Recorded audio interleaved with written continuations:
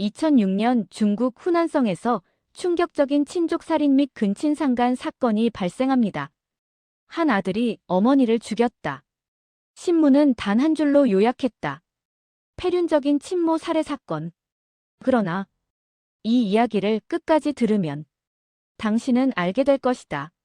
이건 하루아침에 만들어진 살인이 아니라 수십 년에 걸쳐 쌓인 붕괴의 끝이었다는 걸. 리나오. 그가 1살 되던 해 집에는 더 이상 아버지의 신발이 놓이지 않았다. 부모는 이혼했다. 이유를 그는 알지 못했다. 아니, 알 필요가 없다고 여겨졌다. 그날 이후 집안의 공기는 달라졌다. 어머니는 말수가 줄었고 웃음이 사라졌으며 세상을 향해 문을 닫았다. 그리고 그 문 안에는 아들 하나만 남겼다. 어머니는 아들을 안고 이렇게 말했다.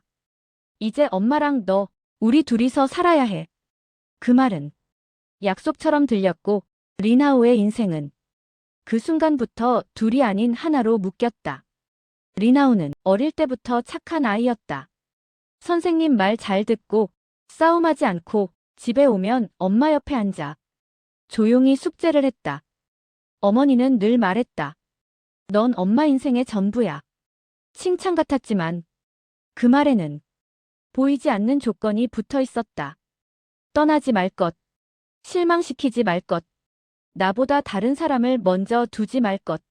리나오는 그 조건을 말로 배운 적은 없었다. 하지만 어머니의 눈빛으로, 한숨으로, 갑자기 닫히는 방문 소리로 몸이 먼저 배웠다. 사춘기가 시작되자 어머니의 관심은 더 집요해졌다. 아들의 휴대폰을 확인했고 통화 상대를 물었고 여자아이 이름이 나오면 표정이 굳었다. 그 애 너한테 어울리지 않아. 리나오는 사랑과 죄책감을 구분하지 못하게 되었다. 어머니가 힘들어 보이면 자신의 잘못 같았고 어머니가 울면 숨이 막혔다. 그는 거부하는 법을 배우지 못했다. 거부하는 순간 어머니의 세계가 무너진다는 걸 너무 잘 알고 있었기 때문이다. 어느 순간부터 리나오는 스스로를 설득하기 시작했다.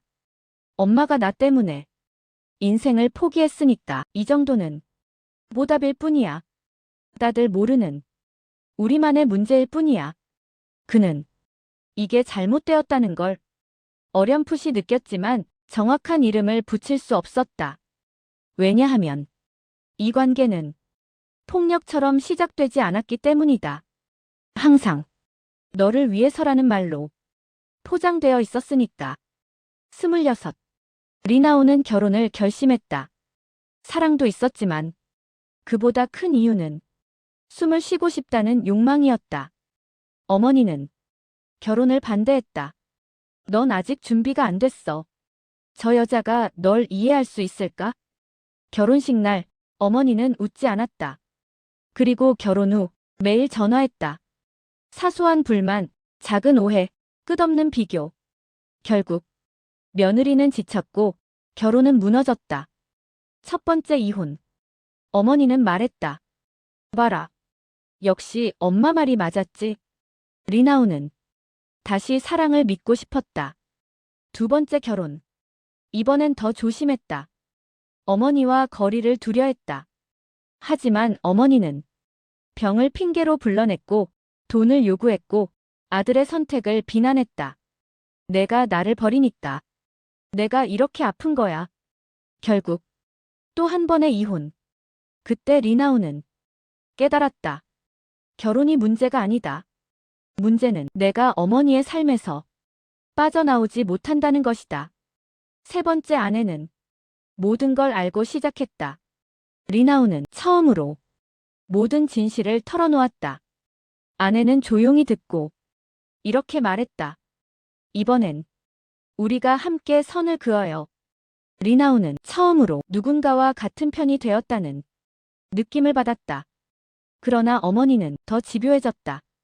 매주 찾아와 돈을 요구했고 이혼을 강요했다.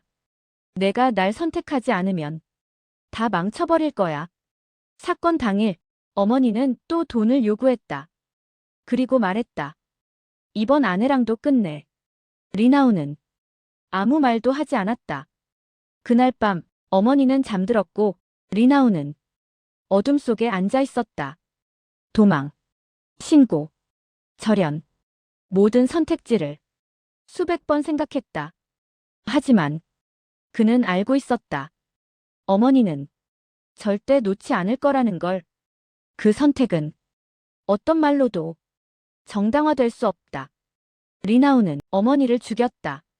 그 순간 모든 것이 끝났다고 착각했다. 하지만 진짜 끝은 그때부터 시작이었다. 사건은 중국 전역을 뒤흔들었다.